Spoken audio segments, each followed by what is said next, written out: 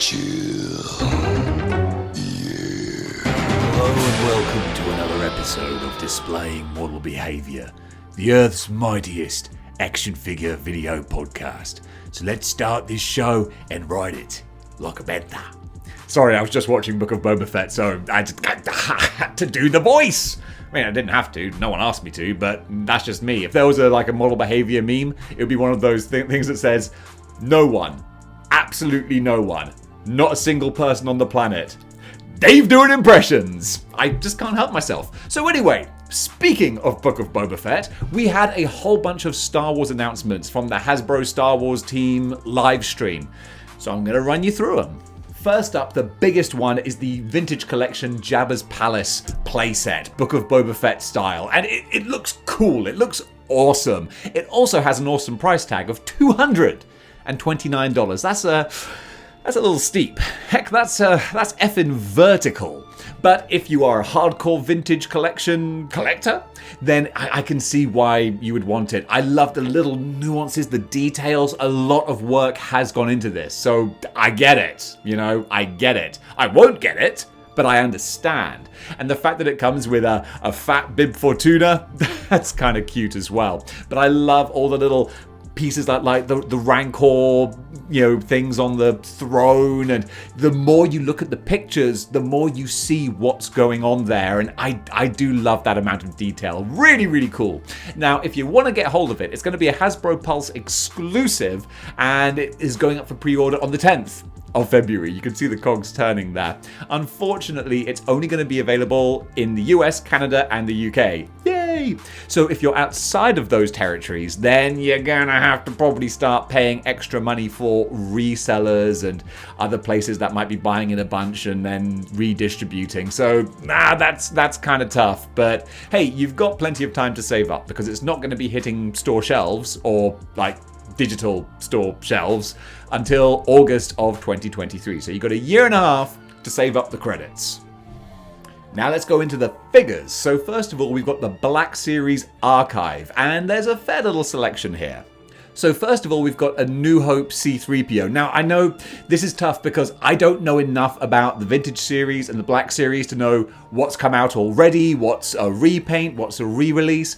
But from the little rumblings I've been hearing, there's a lot of repaints, and there's a lot of stuff that people are like, not too excited about. So I'm just rattling these off because they're all new to me. But you guys, if you're watching this, it's because you're into the Black series and the Vintage collection, so you're going to know if these are good releases or not. I'm not making the news, I'm just reporting it. But anyway, we get a New Hope C3po, which I'm sure we must have had already, so get him again.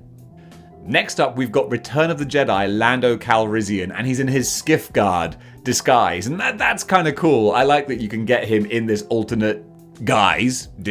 I don't like using guise twice in a sentence. It just sounds bad. I digress.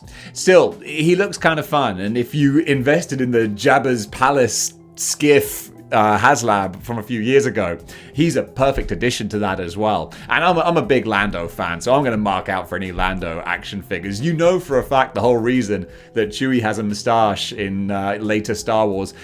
In case you don't think he has a moustache, look closely. There's some black hair going on there that clearly looks like a Fu Manchu moustache. I guarantee you, when they were up in Cloud City, Lando was like, "Hey Chewbacca, ever thought about growing a mustache?" And then the rest is history. So yeah, you got a Lando figure.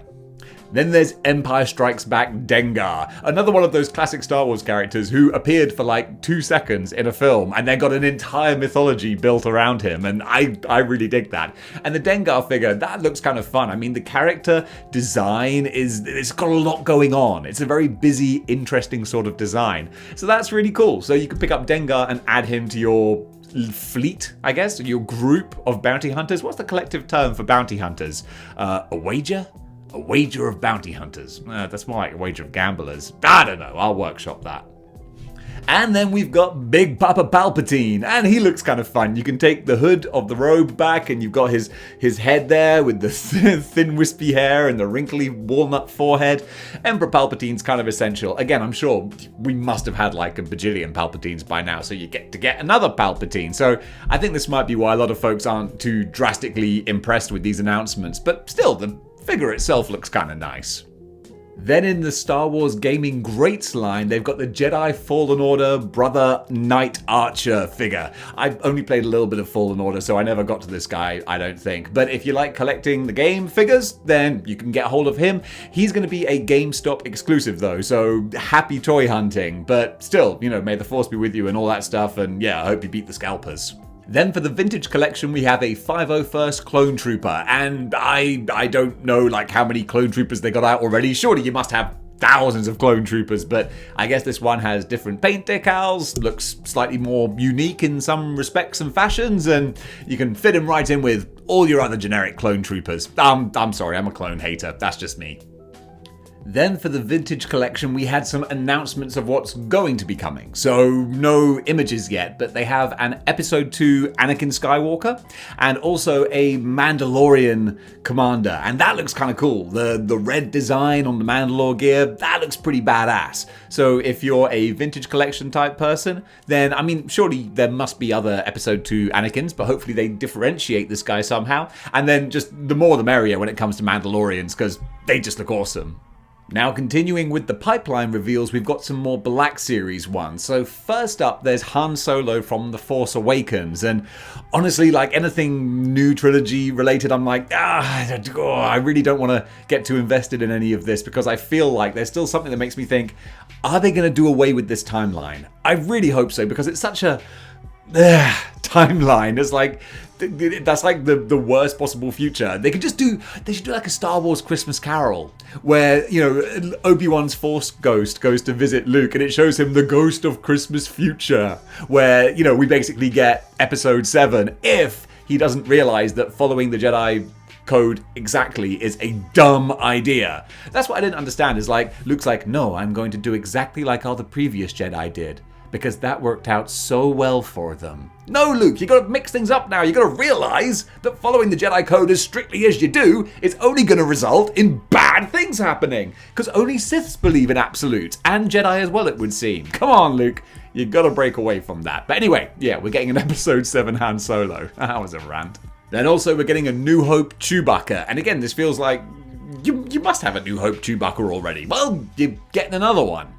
Then you're getting Grand Moff Tarkin, so Peter Cushing. That's always kind of cool and fun. I'm sure they'll do a good photorealistic head sculpt likeness kind of thing. That'll be interesting to see, and certainly to bolster your Imperial forces. He's kind of essential, actually. He's a badass character, badass actor. It's going to be a badass action figure.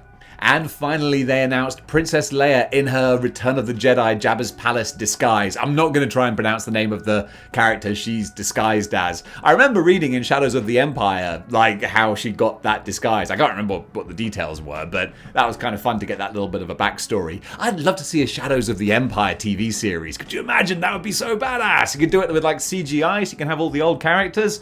Come on, Disney, you can hire me for this. I'll be the creative driving force behind the entire franchise. I'm pretty sure I'm up to the task. Still, those are the 4 Black Series characters you can look forward to. But those aren't the only Black Series ones you can look forward to, because they had 3 more that they announced as well, and I'm going to struggle with some of these names here, but let me give it a try. First of all, we've got Aayla Secura. Aayla Secura. There you go, said it right first time. Aayla Secura. Then we've got a much easier one to pronounce. Darth Maul from Season 7 of The Clone Wars. Now, I didn't watch The Clone Wars, so I don't know how Darth Maul looks come Season 7. I know that there was one point where he had badass spider legs. So I think he'll just be back to being bipedal by that point. I might have to just, Google it and find out what he looks like. But still, another Darth Maul. Darth Maul's awesome, so that'll be kind of cool. And finally, they got Saw Gerrera from Rogue One. I was trying to think, where does he appear? I remember him, Forrest Whitaker, is badass. But yeah, Saw Gerrera from Rogue One. Was it Rogue One, actually? Yeah, it was. So yeah, you're going to have him as well. And folks, that does it for the Star Wars Hasbro Pulse livestream recap. I think that was what it was called. So, what do you think of the reveals? Comment below, let me know. I still need to educate myself a little bit more on Star Wars. I think the Boba Fett playset looks amazing, but only if you randomly happen to have $229 burning a hole in your pocket. If you do, more power to you. Go and enjoy. Folks, until next time, keep displaying model behavior.